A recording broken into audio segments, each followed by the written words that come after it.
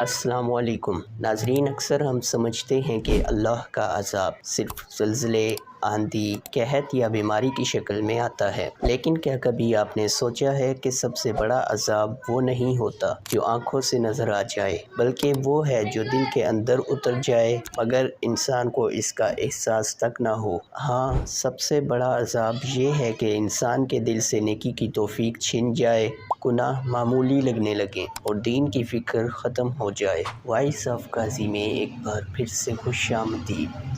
ناظرین، کہتے ہیں کہ ایک گاؤں کے امام صاحب نے اچانک عیسائیت قبول کر لی۔ یہ خبر پورے علاقے میں پھیل گئی، ہر طرف ہلچل مچ گئی۔ لوگ حیران تھے کہ جس شخص نے برسوں تک قرآن پڑھایا، اذان دی، نمازیں پڑھائیں، وہ کیسے دین چھوڑ سکتا ہے۔ علماء، بزرگان دین اور دیندار لوگ ان کے پاس پہنچے تاکہ اصل حقیقت معلوم کریں۔ امام صاحب نے جو واقعہ سنایا وہ چونکا دینے والا تھا۔ انہوں نے بتایا کہ حسب معمول میں فجر کی نماز پڑھانے مسجد گیا، وضو کیا اور سب جماعت کے لیے کھڑے ہو گئے۔ اقامت کہی جانے لگی، لیکن اقامت کے ختم ہونے سے پہلے میرا وضو ٹوٹ گیا۔ اب اگر وضو کرنے جاتا تو لوگ طرح طرح کی باتیں کرتے، اس لیے میں نے اس دن بنا وضو کے جماعت کروا دی۔ ڈر تو آیا کہ اللہ کی پکڑ ہوگی، لیکن کچھ نہ ہوا، نہ آسمان سے بجلی گری، نہ زمین پھٹی، سب کچھ ٹھیک رہا۔ اگلے دن پھر ایسا کیا، پھر بھی کچھ نہ ہوا۔ آہستہ آہستہ یہ میری عادت بن گئی۔ پھر ایک دن جنابت کی حالت میں بھی نماز پڑھا دی اور تب بھی کوئی عذاب نہ آیا۔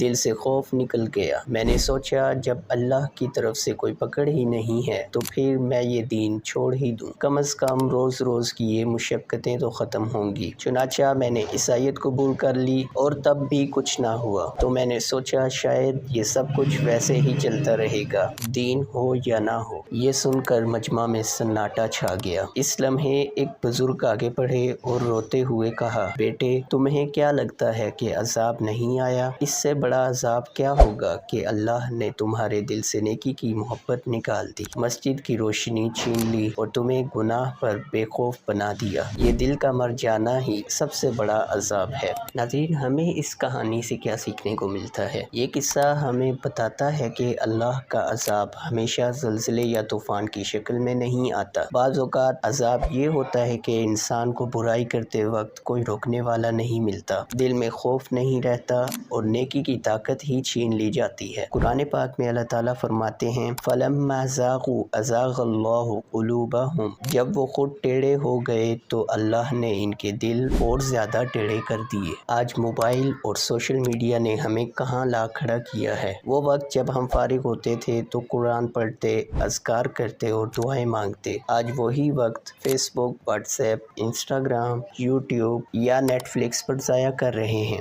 جہاں کبھی تلاوت سے دل نرم ہوتے تھے، اب وہی زبانیں گانوں، فضول باتوں اور غیبت میں مصروف ہیں۔ جہاں کبھی راتوں کو سونے سے پہلے دعائیں پڑھنے کا معمول تھا، آج ہیڈ فونز لگا کر ڈرامے دیکھنا یا گانے سننا عادت بن گئی ہے، اور ہم خوش ہیں کہ سب خیر ہے، کوئی عذاب نہیں آیا، کوئی پکڑ نہیں ہو رہی۔ سوچئے، جب مسجد کی اذان ہمیں بوجھ لگنے لگے، جب قرآن کھولنے کی بجائے موبائل کھولنا آسان لگے، جب نیکی کرنے کا دل ہی نہ چاہے اور گناہ کرنے میں مزہ آنے لگے، تو سمجھ لیجئے یہی وہ عذاب ہے جو نظر نہیں آتا لیکن اندر سے ہمیں کھوکھلا کر رہا ہے۔ یاد رکھیں، سب سے بڑی تباہی یہ نہیں کہ گھر ٹوٹ جائے یا بیماری آ جائے، اصل تباہی یہ ہے کہ دل کا ایمان ٹوٹ جائے اور ہمیں خبر بھی نہ ہو۔ اگر آج بھی ہم اپنی زندگیوں کو نہ سنبھالیں تو ڈر ہے کہ کہیں ہم بھی انہی لوگوں میں شامل نہ ہو جائیں جن کے بارے میں قرآن میں آیا ہے، ختم اللہ علی